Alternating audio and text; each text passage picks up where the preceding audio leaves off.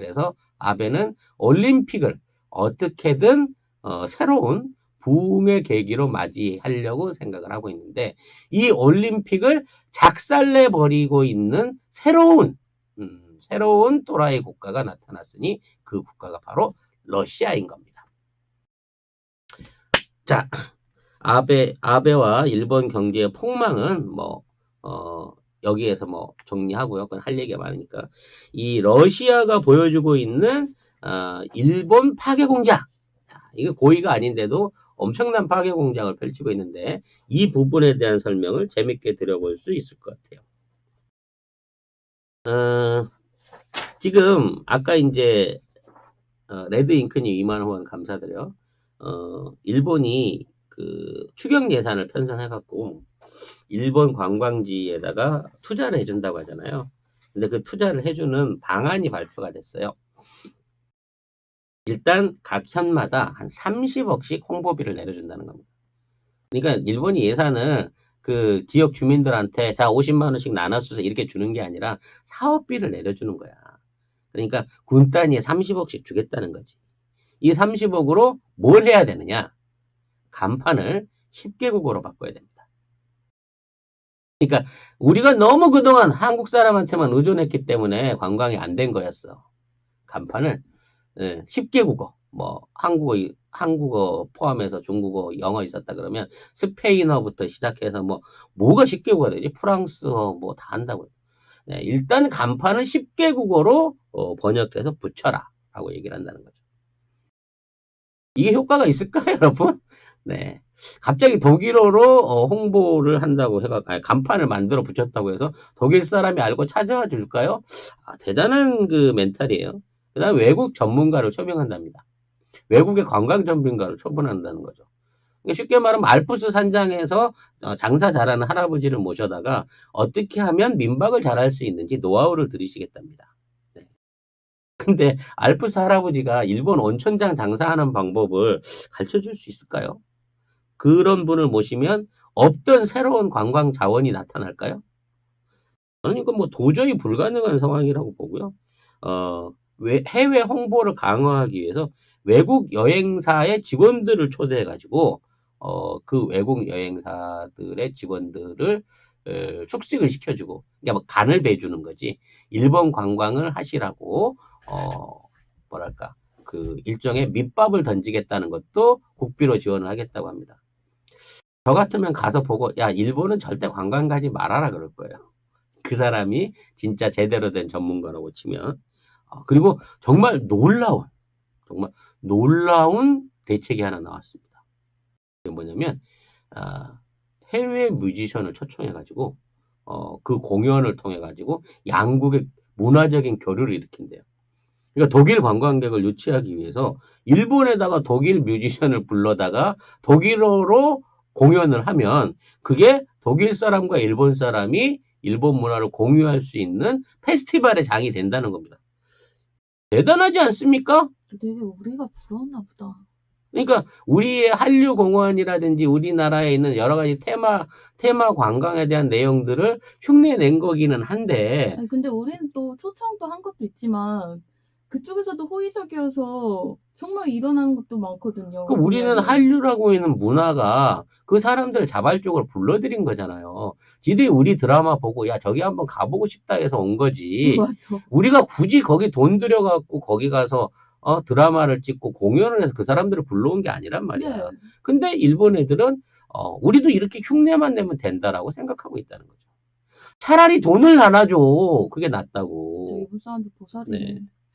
네. 그런 와중에 이제 러시아가 새로운 그 직격탄을 던졌습니다. 이게 뭐냐면 러시아의 그 북방 사계선 문제 있는 거는 다들 알고 계실 건데, 이제 섬을 두 개씩 나눠 가지고 일단 분할로 관리하기로 했단 말이에요. 그래서 이 에토로우 섬이라고 해서 북방 사계섬 중에 일본 쪽에서 보면 세 번째 있는 섬이에요. 굉장히 길쭉한 이 섬인데, 여기가 이제 그 굉장히 자연 조건이 좋은 천연의 자연 조건을 갖춘 어떤 그런 관광 적격지라고 그래요. 근데 여기가 그동안 이제 그 관광지로 개발이 안 된 거야. 러시아하고 어떤 일본 간의 분쟁이 있었기 때문에. 청정 그 상태. 청정 그 상태로 있기도 하고, 이거 어떻게 접근해야 될지를 모르던 이 섬을 러시아가 관광 개발한다고 선언해버린 거야.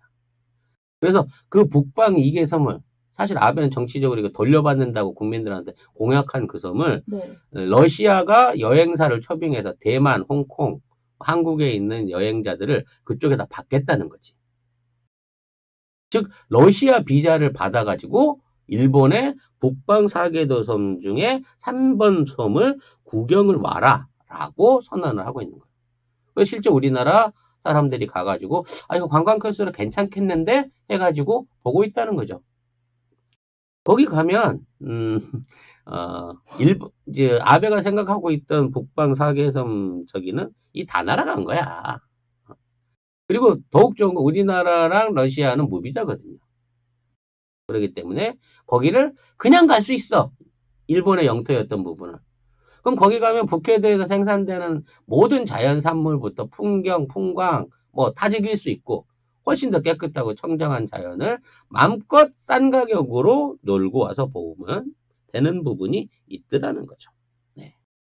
그래서 이게 앞으로 활성화가 되게 되면 아마 아베는 엄청나게 궁지에 몰릴 것이다 라는 부분을 생각할 수 있어요. 근데 지금 러시아한테는 감히 딴소리를 못하거든요, 일본이. 군사적으로도 그렇고 외교적으로도 그렇고 러시아의 푸틴의 그 입김에 아베가 완전히 쫄아 있는 상황이기 때문에 이 관광이 본격화된다고 치면 아베 지지율 10% 하락은 기본적으로 간다라고 얘기할 수 있습니다. 올림픽 얘기 가겠습니다. 네, 이 올림픽이 보이콧 될 가능성이 또 높아지고 있는 게 이 러시아 덕분입니다. 네, 러시아가 세계 이제 세계 도핑 기구라고 있어요. WADA라고. WADA한테 도핑국으로 확진을 받아가지고 앞으로 4년 동안 모든 국제 대회에 러시아의 출전을 금지시켰습니다. 쉽게 말해서 지금 있는 그 일본의 일본 올림픽하고 그다음에 이제 북경에서 하게 될 동계올림픽 그리고 카타르에서 열리게 될 월드컵까지 러시아는 참가를 못하게 되는 겁니다. 이게 참가를 못하게 되는 사유가 지난번 평창에서도 있었어요. 그때도 이제 도핑 문제 때문에 문제가 있었는데 이런 경우에는 이제 개인 자격으로 그러니까 내가 내 혈액을 뽑아서 도핑 검사를 해서 내가 문제가 없습니다라고 등록을 해서 개인 자격으로 출전은 가능합니다. 안현수 선수가 그때 당시에 그렇게 하려다가 그렇죠. 안 됐던 걸로 알고 있는데. 그래서 그거는 이제 본인이 절차를 못 밟아서 그런 거고 그런 방식으로 개인 자격으로 출전하는 그 선수들은 OAR이라 그래가지고 광고를 하나도 안 붙이고 OAR이라고 하는 그 올림픽위원회 그 휘장만 붙이고 자국의 국기도 걸 수 없고 국가도 틀 수 없고 스폰서도 하나도 붙일 수가 없어요. 그러니까 순수하게 자연인으로 자기 돈 들여서 자기가 가야 되는 거예요. 진짜 페널티가 엄청나네. 단체 경기는 아예 안 돼. 축구나 이런 경우는 축구 선수 출전 23명이 전부 다 개인적으로 그 자격을 획득해가지고 합쳐갖고 가야 된다고 하는 건데 어떤 종목의 특성이라든지 또 스폰서가 중요한 그 오늘날 어떤 그 현대 스포츠의 어떤 마케팅을 생각해 봤을 때 단체전은 일단 일절 안 되는 거고 체조라든지 그 일부 개인전 이런 쪽에는 개인 출전이 가능하겠지만 그것도 거기에 대한 비용을 개인이 물어야 되고 훈련비나 이런 것들을 다 물어야 되니까 결과적으로 그런 데 대한 비용을 누군가 대주지 않으면 안 온다는 거예요. 그리고 단체전은 아예 무상이 돼버린 거고. 그러니까 러시아가 사실 세계에서 스포츠 강국으로 4위거든? 한 4위, 5위권 안에 든단 말이야. 근데 이 국가 자체가 도쿄올림픽에 참가를 할 수 없게 된다 그러면 이 도쿄올림픽의 어떤 선수 구성이라든지 게임의 질 자체가 완전히 확 떨어져 버리게 되는 거죠. 이렇게 결과가 나오게 되면서 이 러시아가 이제 주력 종목으로 일본에서 그 전지훈련을 하려고 준비해놨던 종목들이 몇 종목이 있대요. 잘하는 거, 체조라든지, 수영이라든지, 이런 몇 가지 종목들이 있어. 그러니까 일전에 훈련 기지를 하려고 이걸 뭐라 그러죠? 선수촌을 하기 위해서 미리 이제 이거를 예약을 한 거죠. 네. 두발로님 5만 원 후원 감사드립니다. 그러니까 러시아 선수단이 개막하기 전에 한 석 달 전에 와갖고 여기서 훈련도 하고 뭐 준비도 하고 뭐 이렇게 한다라고 사전에 예약이 돼 있어가지고 그 예약을 받기 위해서 숙소라든지 뭐 기타 뭐 식당이라든지 그 관련한 스케줄을 싹 비운 거예요. 그리고 이러한 준비를 하기 위해서 지자체가 또 투자를 한 거야. 새로 숙소를 단장하고 훈련 시설을 단장하고 그 부대 시설들을 준비하기 위해서. 근데 전부 다 이게 캔슬이 돼 버렸네. 그럼 이런 지자체들이 투자한 돈은 어디 가서 받냐 이거지. 지자체 미쳐버릴 노릇인 거예요. 지금 새롭게 이걸 받아놓을 수도 없는 상황인 거거든요. 그래서 아마 대부분의 종목이 러시아가 관심을 안 가져주면 일본이 스폰을 해주겠다고 떼돈을 몰아주지 않는 이상 우리가 기대했던 리듬 체조 러시아 그 미녀들의 그 늘씬늘씬한 그 리듬 체조를 비롯한 뭐 러시아가 강점을 보이던 하계 올림픽 종목들을 하나도 볼 수 없게 될 것이다. 이번 관광객 목표 유치 인원이 4천만이었던가요? 네, 4천만이었는데 가까운데 러시아에서도 상당히 많은 선수단과 관광객을 유치할 거다라고 했는데 이것도 다 날아가는 거죠. 그러게요. 네. 그래서 이제 완전히 쫄망했다라고 볼 수 있는 겁니다. 특히 이제 가뜩이나 올림픽에 대해서 이제 비용이 막 치솟고 있어요. 원래 일본이 올림픽 유치 신청해서는 7천억 든다 그랬거든. 근데 지금까지 30조를 투자를 해야지 진행이 되고 진행 후에는 얼마가 더 적자가 날지 몰라요. 그래서 그 돈들을 어디서 구해야 될지를 모르고 있는 상황이고 이거를 또 뭐 국가하고 지자체가 나눠내고 있는 상태에서 이제 어마어마한 출혈이 기대되고 있는 상황인 건데 여기에 러시아까지 안 온다라고 하면 날아간다는 거죠. 최근에 이제 그 숙소 문제 한번 말씀드린 적이 있는데 숙소 문제를 결국은 해결을 못했어요. 그리고 숙소 문제를 대체해서 내놨던 대안이 그때 뭐였죠, 보미 작가? 신간선 타고 2시간 가갖고 500km 밖에서 자고 오세요였는데 신간선이 180대 고장났다? 그래서 제대로 기체를 운행해 줄 수가 없어요. 그래서 그쪽 지역에 꽂아놨던 숙소들이 하나도 못 쓰게 된 거야. 그 많은 올림픽 여행객들을 수송해 줄 수 있는 메인 노선을 지금 잃어버린 거예요. 일본 입장에서는. 그러다 보니까 일본 동경 주변에 있는 숙소가 따따블로 이제 오르고 있어. 따따블. 어떡하냐. 지금도 엄청 비싸던데. 지금도 비즈니스 호텔, 그러니까 우리로 말하면 그 준 모텔급이죠. 비즈니스 한 3성급 호텔 이런 데가 6, 7만 원, 7, 80만 원 수준인 건데 한국 비즈니스 호텔 상상하시면 안 돼요. 되게 좁습니다. 일본 호텔들은. 후져요. 호텔도 작고 내부 수설도 작고 진짜 침대하고 식탁하고 샤워실밖에 없는 이런 게 지금 70만 원씩 하고 있는데 이것도 가격이 더 올라 버린 거야. 비즈니스 호텔인 건데. 맞아. 그 대체로 하는 캡슐방이라고 있어요. 맞아. 캡슐 호텔. 네, 캡슐 호텔들 같은 경우에는 이제 개인 침대만 이렇게 캡슐 형태로 나눠서 칸으로 나눠주고 뭐 나머지 공용 시설은 같이 쓰는 건데 이게 15만 원. 예, 그것도 껑충 뛰었더라고. 네, 이것도 15만 원인데 이것도 이제 없는 거예요. 그러면 일본이란 동경일의 인구가 몇 명인데 왜 이렇게 숙소가 없냐? 일본 올림픽위원회가 일본 시내에 있는 쓸만한 호텔들은 전부 다 아도를 쳐버린 거야, 일본말로. 미리 다 선점해 놓은 거지. 로비용으로 다 뿌린 거예요. 무슨 뭐 어느 나라 올림픽 위원장 드리고 뭐 어느 나라 무슨 뭐 도요다 후원해 주신 업체 사장님들이고 뭐 드리고 뭐 이런 식으로 일본의 전형적인 그 관료주의 발상에서 있었던 이른바 VIP 명단을 뽑아놓고 그 사람들을 유치하기 위해서 이 좋은 호텔들을 먼저 전부 아도를 쳐버리고 선수단이나 지원 병력들이나 관광객들은 니들이 알아서 구해. 예, 우리 신간선 2시간만 타면 400km만 가도 그쪽에 엄청나게 좋은 호텔들 많아. 근데 신간선이 태풍에다 쓸려가가지고 200대 이상이 운행 중지가 된 상황이라는 거죠. 폐기해야 된대요. 못 고쳐. 네. 이렇게 되다 보니까 이게 정상적인 올림픽이 안 되는 거예요. 그러니까 꼼수가 뭐냐? 분산 개최를 하려고 그러는 거야, 이제는. 이게 무슨 소리예요? 이게 종목들을 막 찢어 나누는 거지. 이 삿포로에 찢어서 경보나, 이제 마라톤 보내고 경마 보내고 이런 것들이 자 그쪽으로 오는 관광객들을 분산해갖고 숙박 수요나 이런 것들을 좀 분산하면 좀 낫겠다 싶은 생각이 드는 거고 지금 숙박 문제가 해결 안 되면 이런 방식으로 분산 개최가 점점 더 넓어질 거란 얘기지. 그렇게 되면 각 종목들이 도쿄 주변에서 다 빠져나가게 되고 실질적으로 도쿄에서 진행되는 거는 세레머니 말고는 아무것도 없을 거다라는 걱정도 지금 나오고 있는 상황인 거예요.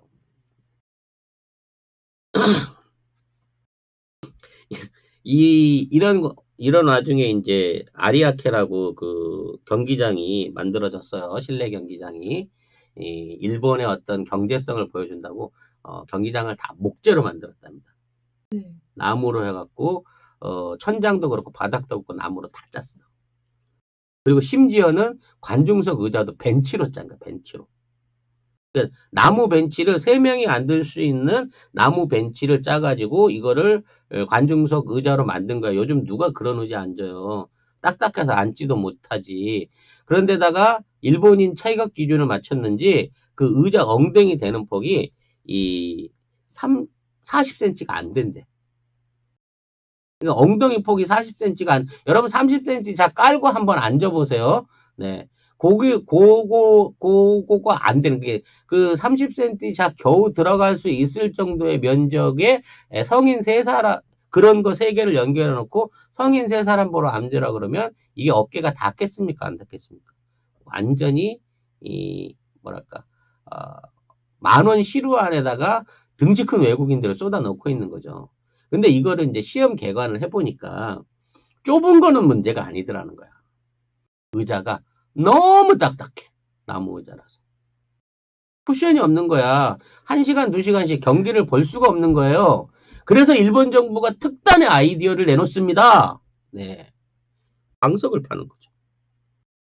네. 저번에 우상 팔았던 거랑 똑같은 거야. 캐릭터 방석을 만들어가지고 캐릭터 방석을 팔게 돼. 그냥 주겠다가 아니야. 캐릭터 방석을 팔겠다는 거야. 얼마에? 10,000엔에. 어머. 너무 비싸. 아니 경기장표 50만원짜리 내고 갔는데 경기장이 나무야. 그래갖고 나무 벤치로 생긴 건데 딱딱해서 못 앉겠어. 그랬더니 방석을 깔고 앉으래. 방석 하나 얼마예요? 11만원이래. 나 같으면 불질러 버린다. 야 진짜 방석 하나에 10,000엔? 네. 그 돈이면 전기세를 몇 달을 낼 수 있는데. 정말 어마어마한 상황이 생기는 거예요. 이렇게 되다 보니까 자 지난번에는 이제 일단 더위 때문이라고는 하지만 마라톤이 삿포로로 갔어요. 아 그리고 그 목재가요. 제가 듣기로 후쿠시마산이라고. 후쿠시마에서 벌채한 나무들이 섞여 있다고 합니다. 100%라고는 안 하고 네, 그쪽 나무들 안 쓰니까 그 나무를 썼다고 하는 게 방사능 샤워도 가능하겠죠. 아무튼 그렇게 되다 보니까 이제 지난번에 우리가 알고 있을 때까지만 하기로는 마라톤만 간다 그랬어요. 경보가 따라갔어. 네. 그 다음에 승마가 따라갔어요. 그러다 보니까 이제 또 골프가 나도 여기서 못하겠어. 나도 다른 데 가서 할래. 이렇게 된 거예요.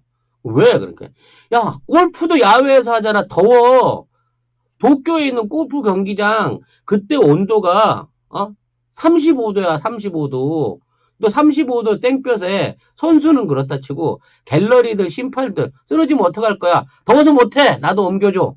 이러고 있는 상황이라는 거죠. 또 나왔습니다.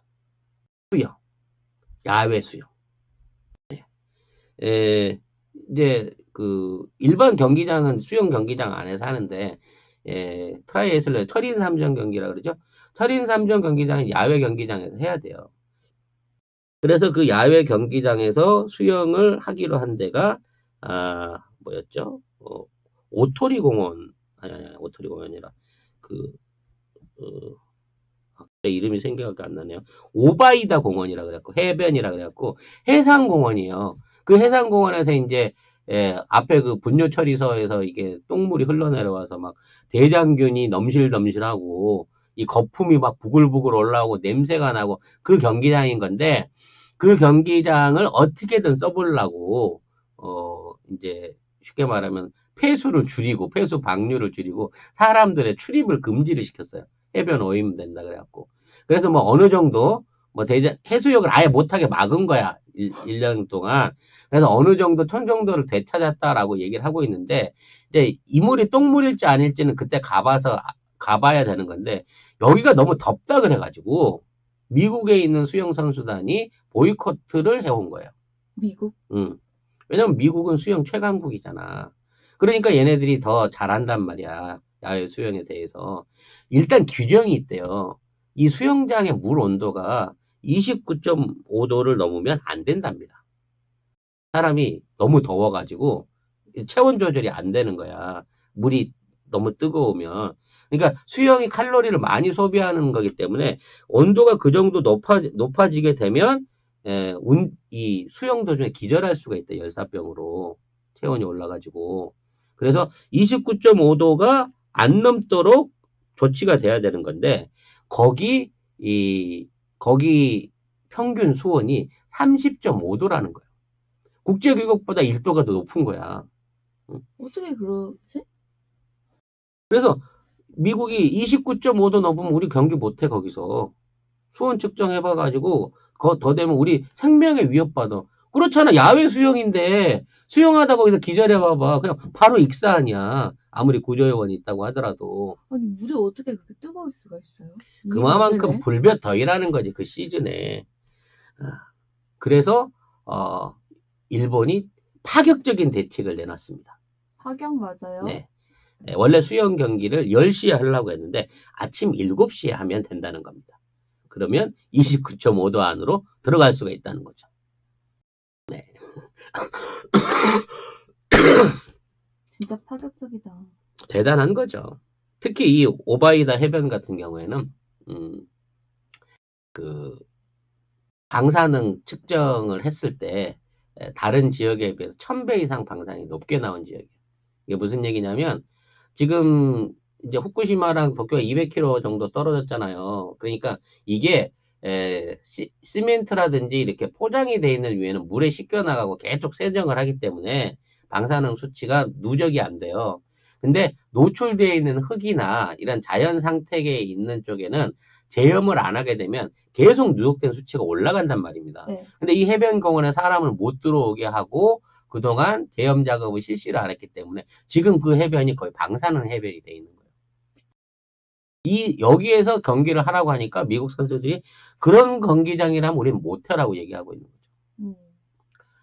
아까 이제 잠깐 마라톤 얘기하다 말았는데, 네. 이제 마라톤이 이제 오도리 공원이라고 그 삿포로에 있는 중앙공원에서 이제 실시를 한대요. 거기서 세레머니를 하는데, 문제는 이제 급격하게 마라톤 코스를 채우다 보니까, 마라톤 코스가, 너무 짧은 거야. 그래서 마라톤을 이렇게 쭉 한 번에 뛰는 게 아니라 이 공원을 중심으로 갔다가 왔다가. 말도 안 돼. 그러니까 우리 흔히 하는 어떤 반복 마라톤처럼 이쪽으로 쭉 뛰어갔다가 이쪽으로 쭉 돌아오는 방향으로 20km 거리를 2번 왕복을 하는 방식으로 경기를 치를 수밖에 없는 상황이라는 거예요. 아니, 왜 그걸 계산도 안 하고 트랙을 깔았지? 애초에 뭐 이렇게 될 줄 알고 준비했냐고 경기를. 아니, 그래도 삿포로가 선택할 수 있는 최선은 그렇게밖에 할 수 없다는 거지. 그러니까 경기장 거리가 먼 경보 같은 경우에는 3번을 왕복을 해야 되는 거예요. 마라톤보다 더 많이 뛰니까. 네. 선수들이 마라톤을 하면서 주변 환경에 영향을 많이 받는데요. 그러니까 경치가 좋고, 이게 좀 볼만한 어떤 전경이 좋고 이러면, 뛰는데도 더 힘이 나고 그런다네요. 네. 근데 이렇게 반복된 코스를 뛰게 만들면 스트레스 수치가 확 올라가고 기록이 안 나온답니다. 홋카이도 주민들보다는 길을 더 잘할 수도 있겠다. 3번이나 더. 문제는 이제 그런 경기를 했을 때, 이 경기에 후원을 했던 스폰서들이 이 광고를 어떤 방식으로 노출시켜 줄 거냐. 왜냐면 광고판이 양쪽이 다 광고판이었는데 이걸 42km에 깔 걸 20km에 어떻게 줄여서 까냐. 광고로 도배를 치겠죠. 거기에 또 관중들이나 구경 오는 사람들을 어떻게 배치를 할 거냐라는 부분 아주 어마어마한 난제들을 계속 안고 있는 거예요. 네. 근데 이 부분을 근본적으로 해결할 방식이 안 되기 때문에 지금까지 해왔던 눈 가리고 아웅하는 방식으로 계속 끌고 가려고만 하고 있다는 거기 때문에 아마 이 올림픽 경기장이라든지 경기 시설을 직접 직관하게 되는 선수들은 우리나라랑은 틀려요. 뭐 우리나라는 올림픽 타면 연금도 타고 상금도 주고 하지만 진짜 다른 나라 선수들 같은 경우에는 스폰서 때문에 가거든요. 스폰서, 그러니까 자기가 입고 있는 유니폼이라든지 뭐 자기가 광고하는 스폰서가 돈을 대기 때문에 가는 거고 스폰서의 홍보를 위해서 가는 거기 때문에 사실 이렇게 여건이 나쁘면 경기 안 뛰어요. 보이콧 해버린다고. 우리처럼 뭐 나라의 목숨을 걸고 뭐 병역이 걸려고 이런 거 아니란 말이야. 프로들은 서구 쪽 사람들은 그러니까 똥물에서 수영 절대 안 하고요. 규정 위반되는 온도에서 경기 안 하고 경기장 시설이 불편하거나 자기한테 불리하게 돼 있는 상태에서 안 한다는 겁니다. 이런 부분의 문제가 지속적으로 대두되고 있다라는 부분을 말씀을 드려야 될 것 같아요. 마지막으로 가장 끔찍한 그 가상인데 지난 시간에 이제 지카 지진 얘기했었죠. 그쪽에 오사카 도쿄를 잇고 있는 그 지진판이 두 개가 있는데 이게 지금 계속해서 흔들리고 있다는데 그 방송이 지나고 나서 그 방송을 하고 나서 지난주에 진도 3.4 수준의 12월 3, 4일 날 진도 3 수준의 지진이 10차례나 연속적으로 발생을 했다고 합니다. 그 방송 이후로도 계속 지진은 심각할 정도로 있어 왔어요. 근데 이 지진이 이번에만 있었던 게 아니라 그래요. 과거에 68년도에 도쿄에서 올림픽을 했었죠. 올림픽 4개월 전에 도쿄 인근에서 7.4 규모의 엄청나게 큰 대진이 있었다고 합니다. 근데 그 당시에 국제 언론에 이 지진 사실을 보도를 안 한대요. 올림픽에 영향 줄까봐. 그러니까 이 도쿄라고 하는 지역은 상시적으로 지진 위협이 존재하고 있는 나라라는 거야. 근데 이번에 그 애매하게도 2020년 주기가 그 지진 회전 주기하고 딱 맞아떨어지는 주기이기도 한데 이 12월 달에 이 정도의 10여 차례에서 연속 지진이 있다고 하면 실제로 4월 달 중에 도쿄 인근에서 강력한 대지진이 일어날 가능성이 높다라고 학자들이 예고를 하고 있다는 거죠. 그러면 올림픽이 이제 불과 한 두세 달 앞두고 나서 만일에 막 도로가 갈라지고 뭐 시설이 무너지고 뭐 이러한 영향을 미칠 수 있는 이른바 진도 7 이상의 대지진이 만일 발생한다고 하면 올림픽 기반 시설 100% 못 쓰는 겁니다. 그리고 그와 관련해 가지고 지금 준비해 놓고 있던 여러 가지 그 시스템들이 있어요. 그러니까 뭐 8K 그러니까 8K TV 방송 그다음에 5G 처음으로 올림픽 기간 중에 개통 뭐 이런 것들 이런 부분에 대한 후방 지원이 지금 전혀 안 되고 있는 상황이라는 거예요. 지금 5G를 무리해서 8K가 마찬가지입니다. 5G가 연동이 돼야지 8K 방송이 그 송출이 될 거 아니에요. 이 5G 기본 기술에 대한 중계기를 비롯한 단말기 같은 것들이 이미 어느 정도 완성이 돼서 시험 단계에 들어가야 되는데 현재 그러한 단말기 선정도 못 해놓고 있는 상태라는 거예요. 사실은 이거를 화웨이가 못한다고 했으면 10월 달에 삼성한테 일을 줬어야 돼요. 삼성한테 주고 삼성이 설비를 마치고 난 다음에 내년부터는 이 운영권을 받아가지고 시험 연구를 해봐야 되는데 삼성한테 발수조차도 못했다는 겁니다. 수출 규제 그 서슬퍼런 준비 때문에. 화이트리스트. 네, 화이트리스트도 있고 이거를 했을 때 일본 정부가 어떤 식으로 딴지를 걸지 몰라가지고 올림픽위원회 자체에서 여기에 대한 공사나 준비를 뒤로 밀어버린 거예요. 이제 12월 말을 완전히 놓치게 되면 사실상 5G 개통 시험 뭐 거기 올림픽에 관련된 보안 유지, 이 어떤 것도 제 시간에 될 가능성이 있는 건 하나도 없다는 거고, 이거를 제 시간에 해낼 수 있는 유일한 국가는 대한민국의 삼성과 LG밖에 없다는 겁니다. 그런데 니들이 개겨? 올림픽이 마지막 니들의 부활의 꿈이라고 하면서 우리한테 개겨? 네. 제가 보기에, 아베가 정말 정권을 연장하고 자기의 정치적 생명을 이어가고 싶다고 하면, 납작 엎드리고 모든 것을 포기하고, 네. 이번 도쿄올림픽 성공을 위해서 도와주십시오 하고 한국한테 모든 시스템 운영권을 넘겨야 됩니다. 대회 조직 뭐 운영하는 건 어쩔 수 없겠지만 그와 관련된 나머지 운영 시스템들을 전부 다 옮겨야 되고요. 대부분의 종목들을 분산 개최, 한국에서도 부산이라든지 뭐 인천 같은 항공이라든지 뭐 이거로 연결될 수 있는 업체하고 같이 연동함으로 인해 가지고 지금 있는 대회를 분산시켜서 도쿄에서 앞으로 짊어져야 될 어떤 교통적인 뭐 업무적인 부하를 줄여주지 않으면 사실 이 올림픽은 반쪽 올림픽이 되거나 완전히 깨망하는 올림픽이 될 가능성이 높아진다는 겁니다. 근데 아베가 태도를 바꿀까요? 네. 기대하기 어렵죠. 네. 그렇게 되기 때문에 아유, 니들은 도저히 선을 넘었어. 니들은 자한당과 검찰과 같은 똑같은 적폐이므로 그냥 이대로 망해! 라고 하면서 그냥 지켜봐 주는 것도 괜찮겠다.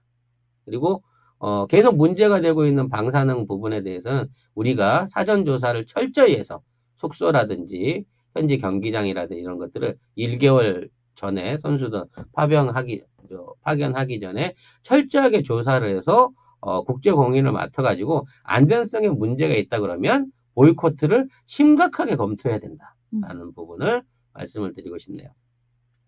우리가 총선에 이기고 이 땅 안에서 적폐당을 몰아낸다고 하면 우리가 무리하게 일본 올림픽, 그러니까 어차피 러시아 빠졌으니까 4분의 1에 날아간 거예요.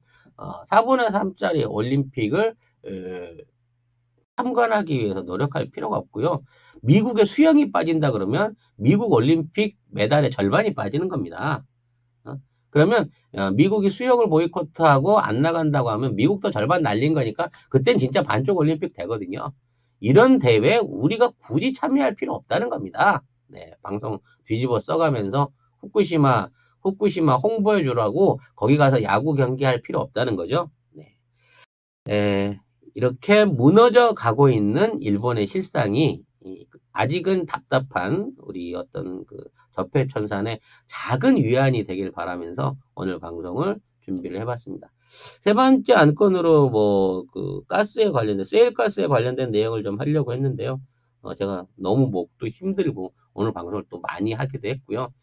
지금 이 1번 관련된 내용하고 조금 동떨어진 부분이 있는 것 같아서 이 부분에 대한 거는 다음 방송에 병합해서 같이 보내드리도록 하겠습니다. 사실 몸이 하나도 회복되지 않으셨어요. 감기만 조금 잦아들었고, 그쵸?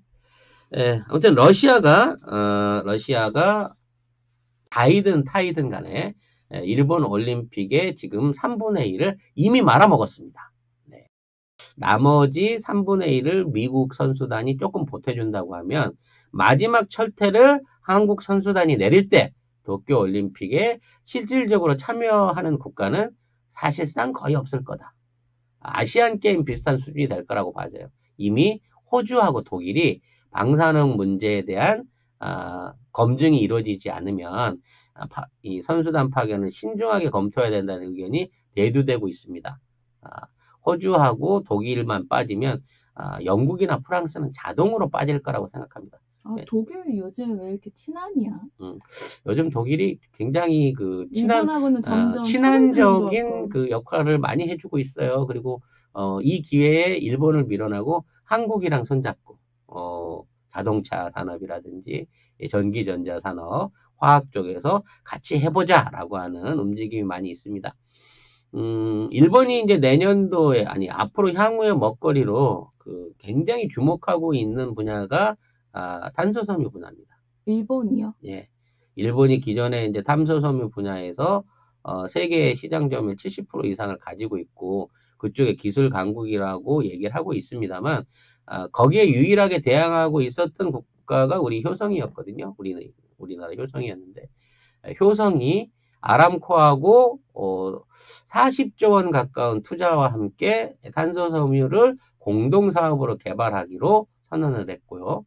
최근 들어 미국에 있는 이와 관련된 소재와 제품 재료에 관련된 기술 공정을 인수하는 등 탄소 섬유로 일본을 다시 잡아먹으려고 하는 행보를 본격화하고 있습니다. 미쓰비시 인수했잖아요, 효성이. 네. 공장. 뭐 그거는 뭐랄까 일본이 이제 좀 빠져나가고 있는 상황에서 인수한 건데 아주 효성의 그 태양열 관련된 중국 안에서의 기술력과 입지 그리고 최근에 이제 탄소 섬유를 통한 새로운 소재 산업으로서의 입지를 좀 더 밝혀나가면서 일본을 꺾어준다고 하면 올해는 반도체 소재 때문에 일본이 힘들었지만 내년에는 탄소 섬유 분야 안에서 일본이 돌이킬 수 없는 두 번째 충격을 받게 됩니다. 이 탄소 섬유는 일본이 자랑하는 자동차 관련된 부품 소재하고도 밀접한 연관이 있는 부분이라서 효성과 아람코의 본격적인 협업 작업이 어느 선으로 흘러가는지도 고소하게 지켜볼 부분이 있다라는 말씀 조금 보태드리도록 하겠습니다. 네. 긴 시간 같이 해주셔서 감사하고요. 오늘 뭐 방송의 진행에 어려움이 많았습니다만 깔끔하게 잘 정리해서 편집해가지고 잘 쪼개서 여러분 보시기 편한 방송으로 다시 업로드하도록 하겠습니다. 저와 같이 악전고트의 스트리밍 방송을 같이 해주신 애청자 여러분 대단히 감사합니다.